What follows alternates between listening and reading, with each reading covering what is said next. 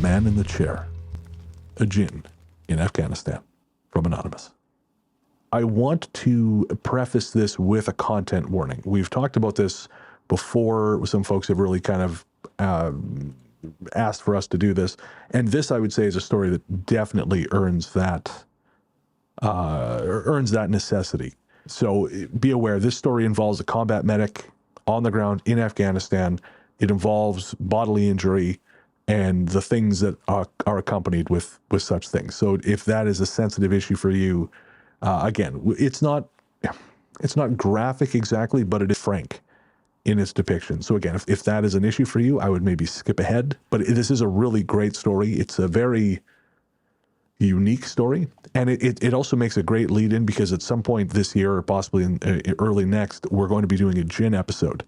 And I do believe that is what is happening here, just to get out ahead of it a bit. And I believe the listener who submitted this says this as well. And also, I want to shout out to Scary Stories NYC on YouTube, who who often will listen to our stuff and comment, which we always appreciate. And they joked that this anonymous person sure is a busy guy with all the stories he writes. And yes, yeah, Anonymous is very, very busy. And always remember, if you want to send us a story but you don't want your name read out, we can have Mr. Anonymous take it on his big, broad shoulders, and he will do that for you. On the subject of content warnings, Paul, just before we get into this, I am about 30% through Mike Brown's book. I can't remember what it's called, but I picked it up on Audible, and I was listening to it the other day. I actually had to turn it off because there was a story in there that was so upsetting. And it was graphic. This descriptions of what happened in that case they were graphic. And man, I haven't been affected by something that viscerally in a very long time. You ever have that anymore? Do you sometimes listen to? 'Cause you listen to more true crime than I do. Do you ever find yourself affected by these things? Oh yeah. Yeah. Yeah. I'm glad I'm not desensitized to things. I can never deal well with anything that involves causing pain or injury or death to children or old people or particularly violent crimes against women and animals. I'm regardless of what I listen and read, I still find things quite shocking and frightening at times, regardless. I just, I don't know. I'm very good at being able to compartmentalize things, I think, and deal with them in the moment and try not to dwell on things. But yeah, I'm not desensitized to anything other than CGI monsters, I think. Badly faked cryptid photographs. People in a 200-pound Bigfoot suit sitting on a hill in Colorado, yeah. That's my future career plans you're making fun of there. Go for it, mate. Embrace it. For anyone who is curious, if we do have any true crime fans out there, the book is Murder, Madness, and Mayhem by Mike Brown. Mike, of course, host of the Dark Poutine podcast. And yeah, it's if you like true crime, check it out. Just be aware there was some pretty graphic stuff in there. The chapter I'm reading is, I think, called Bad Apples. It's chapter 5. And yeah, Paul describes, violence against children, violence against women. This features all of those things. And again, the detail is graphic. And it was, yeah, I thought I was getting sick. I started to feel hot all over. It was very, very, I don't know that it's ever happened to me before, but it was so upsetting. I just kind of had to put it down. I don't usually do true crime for that reason, but because it's Mike, and Mike and I are, all of us we all know each other now. I thought, well, he listened to my book, I'd like to support him and listen to his, but goddamn, woof. All right, so this is your final warning. The upcoming story has some violent content, deals with combat medics and all the things that they have to face. So yes, if you have to skip ahead, totally cool. We will see you after the story, and otherwise, strap in, because this story is called "The Man in the Chair, a Djinn in Afghanistan," From Anonymous. I have never actually witnessed anything strange, but there are one or two experiences in my life I can't explain, and one of them was when I was on active duty. I was, and am, though no longer active duty, a Navy Corpsman, like a combat medic for you non-military types, and I went to Afghanistan with the Marines multiple times. The very last time I went, in 2012, is the most out there, near actual battle I ever went. I am a cis female human, so although the military is progressive, female corpsmen still don't go to the front lines with infantry, as it were. At least not back then. This small forward operating base, or FOB, pronounced as in key fob, consisted of our medical area, called an STP/FRSS, which stands for Shock Trauma Platoon/Forward Resuscitative Surgical Service, which was 3 large tents combined and configured in a Y shape, the 2 arms of the Y being small operating theaters. We slept in tents across a small courtyard. There was another tent for comms where radios and admin stuff was, but not as important to the story. Just outside the bottom of the Y, facing away from the sleeping tents, was a helipad type area, or LZ, a flat spot where we had gone out and picked up all the rocks that might kill or maim you if kicked up by the wind from the rotors. The dust-off crew, or medical transport crew, lived in a separate kind of shack about 50 yards away, and a HIMARS unit. These are huge, long, expensive rockets that shoot out of the back of launchers attached to 10-ton trucks. This was past the peak of when Helmand province was the hotspot, but it was still a shit show. HIMARS launched at all times of day, signal flares lighting up the night sky, and the intermittent, not-so-distant popping of rifles on burst. People were flown to us from within a certain radius to be stabilized before being sent on to the hospital on Bastion. Our patients were always real bad off, because if they were stable enough to make it to Leatherneck, which was probably about 20-30 miles away, they would just fly over us and get sent there. The patient population was largely made up of Afghans. The U.S. military and other TDNs/coalition forces were maybe 2 out of every 10 patients who came through the door. The reasons for this are multifactorial, which I will not go into here. Politics. Some of the locals, or persons not in uniform, were enemy combatants technically, but more often than one would care to remember or think about, they were elderly men and women, mothers, children, and innocent people who were in the wrong place at the wrong time. Mechanism of injury was gunshot wounds, blunt force trauma, pressure wave/hollow organ injuries, and naturally secondary blast injuries from roadside bombs and even old landmines. Traumatic amputation was probably the most common thing we saw. So many limbs, just unattached. Some of the time when people arrive with their limbs amputated or hanging by a little bit of tissue, we would send it along to the patient to Bastion, the British military hospital, in the case that it may be viable, meaning there was a possibility of surgically reattaching the limb or appendage.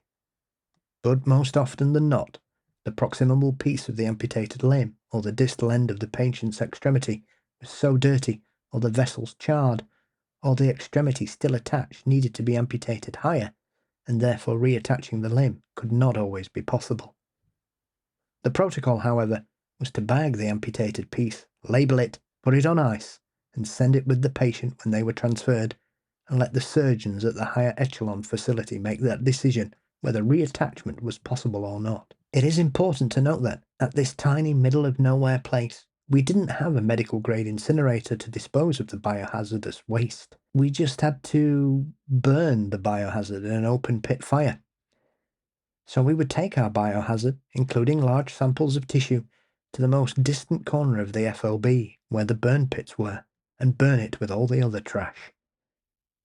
Biohazard was burnt separately, and as medical, we were responsible for burning it and making sure it was well, all the way gone. Yay. One day, we received radio to expect multiple patients due to an IED blast in our AOR, which is our area of responsibility. We had 13 medical personnel, 5 medics beside myself, 2 anesthesiologists, 2 nurses, 2 orthopedic surgeons, and 1 emergency medicine doctor, who was the medical director. A mass casualty situation was considered anything that could quickly exhaust our capabilities, which, at these numbers and inability to get resupply, could be as few as 4 critically wounded patients at a time. On this particular day, however, we got 9 seriously wounded patients all over the period of 3 to 4 hours. I'll spare you the medical and logistical details of how this all went down and fast forward to where we start to get to the paranormal aspect of this story. Let's just say it was all very hectic until everyone was stabilised and transported to Bastion. Other emergency medical persons can probably tell you that you kind of go into autopilot, just doing what needs to be done, and the mental and emotional processing happens afterwards, whilst cleaning up literally and figuratively. Me and another medic were doing the physical cleanup of one of the ORs when, in a pile of bloody and discarded clothing, lay a human foot. In the effort to get the person stable, packed for transport and onto the helicopter, the amputated foot had been missed, and the patient transported. It was easily possible to figure out whose foot it was by reviewing the documentation, but me and this other corpsman were tired, mentally burnt out, and to be perfectly honest, jaded. Besides, it had been hours. There was no way this foot had live, viable tissue anymore. It would not be able to be reattached. We threw it, along with the bloody clothing and drapery, into the biohazard bag to be burned. It was our turn to sit with the biohazard while it burned so that it didn't spread or go out too quickly. We burned it inside of a 50-gallon drum that had been cut short and air holes drilled in it to keep airflow, and thus the fire stayed hot enough to burn most of the material except metal. You had to stir it continuously so the embers moved around and stayed hot and even. The only PPE we had was a scarf covering our mouths to prevent direct inhalation of the smoke and fumes, but it probably didn't protect us from anything at all. We put everything in the bin, and my buddy lit the fire and got it going. We would usually sit and play cards, smoke cigarettes, whatever, just keep each other company while this was going on. Take turns stirring the contents once it kind of got tamped down to a reasonable level. It was usually a 2 to 3 hour job, then making sure it was all the way out before we would take off elsewhere. We started taking turns stirring. Usually the cloth and paper stuff would burn down first. Plastic would take the longest. Metal would remain, and we would dump it with the ashes in a puncture-resistant container of some kind. Not gonna lie, I don't know what happened to it after that. We kept stirring, and we noted that this foot was not burning. We kind of joked that, thank God it's not, because it would smell. I'm censoring a lot here to prevent people thinking poorly of the military and burnt-out, jaded healthcare workers everywhere. But this foot just keeps not burning. Not disintegrating, just staying there in the coals, intact. The skin doesn't even appear to be changing color. 2, 3, then 4 hours goes by. We are out of cigarettes. Something was uncanny and wrong with this foot. This foot was defying natural law by not burning. The fire is hot. Standing near it to turn the embers feels like it is burning our cheeks and hands. There's no logical reason why it should be flame resistant. It is human flesh and bone. It is starting to get dark out. Between us and the desert is just razor wire and HESCO barriers. It's dead silent, except again, the uncanny yipping and calling of jackals and hyenas. The night sky in Afghanistan is gorgeous. I've never seen the stars like you can on a clear night with a new moon in Afghanistan. I would lay on top of a shipping container and stare at the sky for hours. But not this night. We were both very nervous and off-put by this foot, and we couldn't admit it to the other. We stared at the foot and the burning coal. The hairs had singed off, and the nails were blackened and curling back, but in every other way it looked totally intact. It made no sense. So we both said, fuck this, the fire is contained, it's nothing but coals and ash, let's go to bed. And so we left it, figuring by the morning it would have burned up. That night, I had a dream. In the dream, I woke up in my cot in Afghanistan, sat up, put on my flip-flops and left our tent where we sleep, walked across the open courtyard area to go into the medical tents.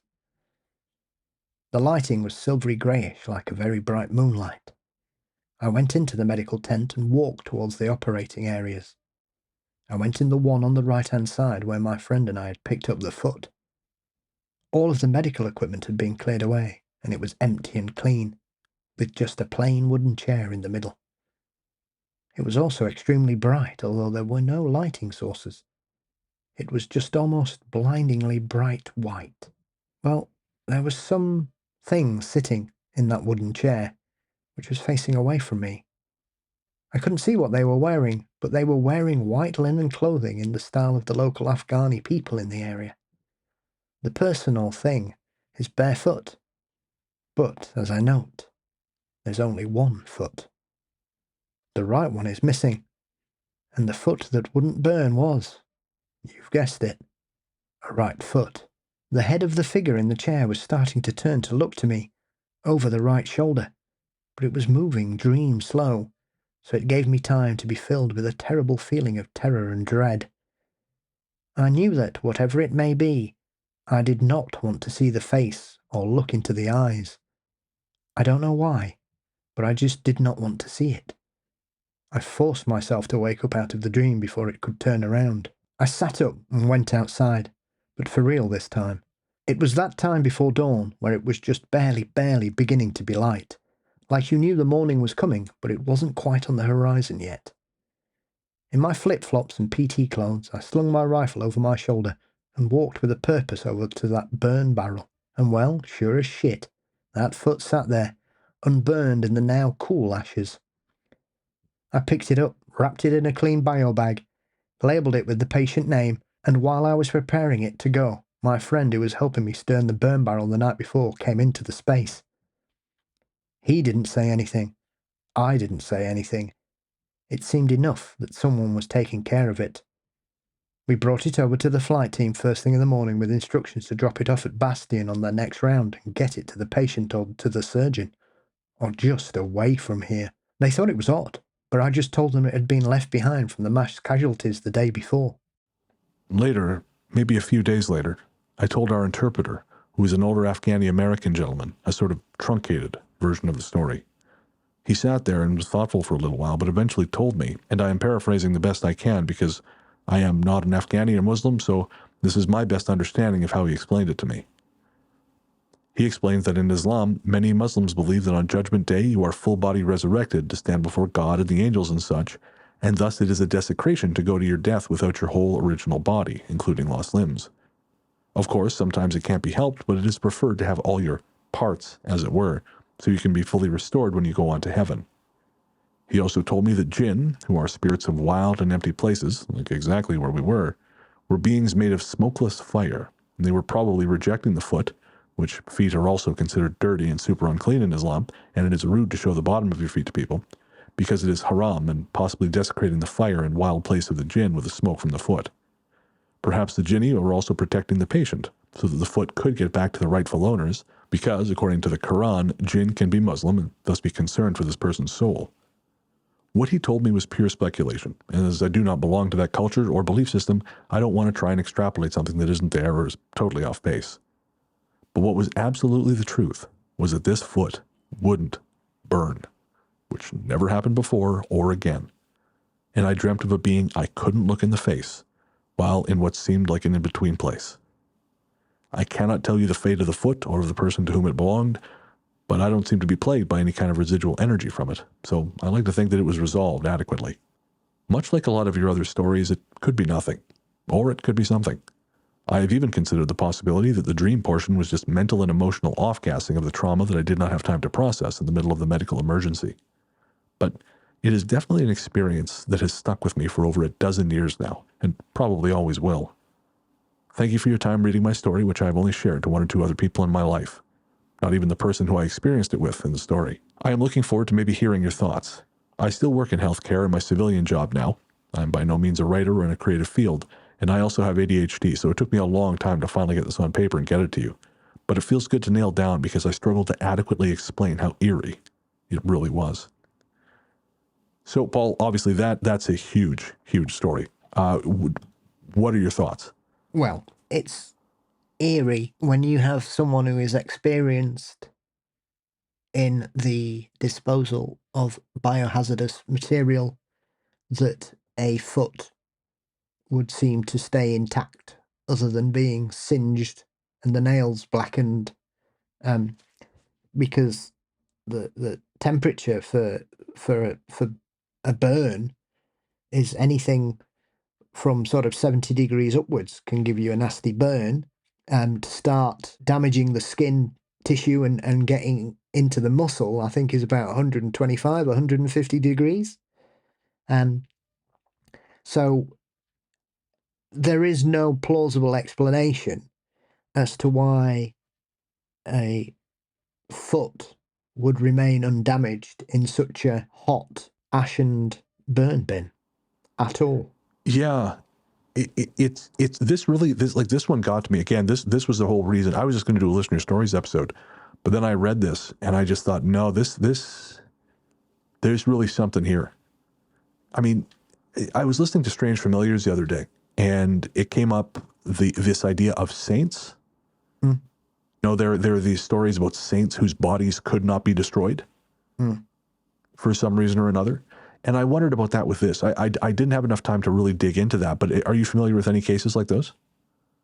Well, there are certain... God, Bennett can't even say it now. There are certain stories, I'll use a different word. There are certain stories where we have sort of hearsay and exaggeration in regards to people being unable to burn if they've been put on a pyre, or in a fire they are found intact. I mean, obviously, spontaneous human combustion is a passion of mine. Sure. Primarily the because... study of it, to be clear. Yeah. I find it a fascinating case. I don't partake in it.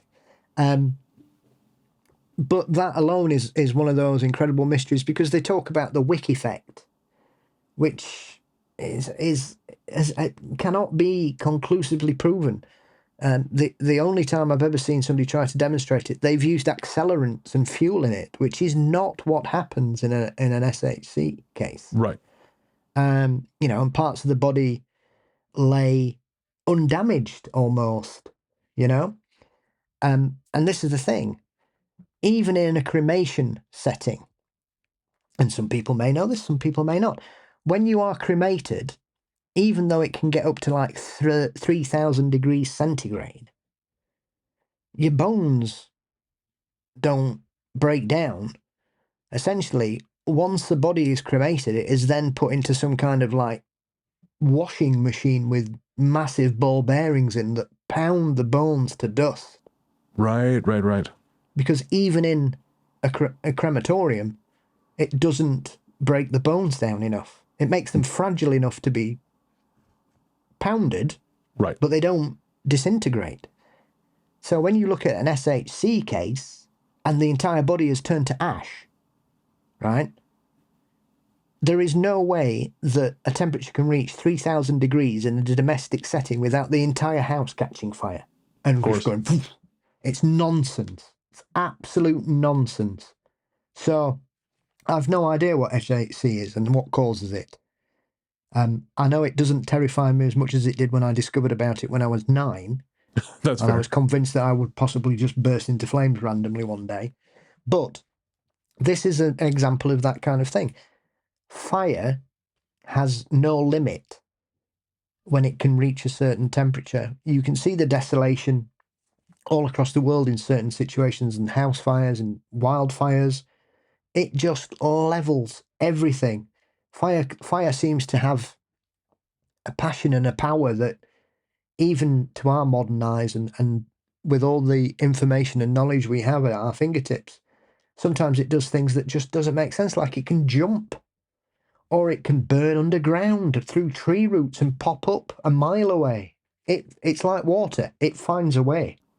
And to see it as so stymied like this is so unnerving. Exactly, because everything you know and all your experience tells you that this should burn.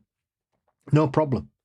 And therefore, because it doesn't, your knowledge of how this situation is supposed to go takes you to a very different place, because that's not what these things do. These things burn. Yeah. And this really, again, this coupled with the dream. I mean, the dream alone would be, all right, fine. It's, it's weird. It's, but people have had dreams. But when you've got something that defies everything we know about physical law, and then it's coupled with that kind of dream, like, I genuinely think that this person had an encounter with some kind of Djinn. Mm. And obviously the Djinn are there's a whole host of stories that go along with this, a lot of lore, and we wouldn't be able to scratch the surface here. That's why I want to do a separate show on it, because, again, there's a lot there. But for those listeners who don't know, essentially it is believed that the Djinn are an entire race of people who exist alongside us. Mm. They're often referred to as Islamic, but they predate Islam. The Djinn were believed to be in the Djinn were widely regarded to be existing already in pre-Islamic Arabia. So that's what, prior to the 8th century, Islam began? I believe so, yes. Yeah. So it existed, these creatures or legends of these creatures at the very least, existed prior to that. So they're not exactly, they're mentioned in the Quran, but that's because they existed prior to the Quran. And so I wondered, and I mentioned this to this listener when I emailed them back, I wasn't sure whether I would say this on the show, but I think I'm going to say it. I think the elderly gentleman they spoke to, I don't think he was right. I think he was working, I think that was a little bit like the time I went to ask a priest a question and he said, well, here, take a course on Jesus. Like he just because someone is a man of the cloth or has these beliefs doesn't mean that they are a reliable source of good information on them. And this to me sounds like him trying as best he can to make sense out of something that, again, sort of contradicts everything he knows about the world. But I wondered, they say that the Djinn are ultimately mortal. They live much longer than we do, but they do die. And the thing I said to this listener is I wonder if they can be maimed as well. I wonder if when they are physical, if they can be hurt. But at the same time, maybe the physical reality of their experience is not the physical reality of their bodies, even though it can be affected by forces on our side of the world. Maybe they still cannot entirely be affected. So like blunt force trauma, maybe okay, but fire, not so much. Possibly because they are believed in some way to be creatures of fire. Yeah, absolutely. I think the easy situation with stories like this is to try and explain it away in utilizing belief systems that we aren't fully knowledgeable of. Sure. And if somebody tells you that in that particular culture, blue's green and yellow's red, you've no touch point to verify that against. You can only take what you're told. My understanding of certain aspects of Djinn is that they are near enough indestructible and impervious to fire. However, they are weak to certain things, but I don't know what that would be, because if you have an extremity that seems to be fireproof, then you would think, how in God's name has it come off? Never mind anything else. Well, that's what I was thinking. Like maybe again, they're still vulnerable to blunt force trauma. Maybe concussive forces can still have some kind of impact. Sorry, I'm smiling there because Theo snored.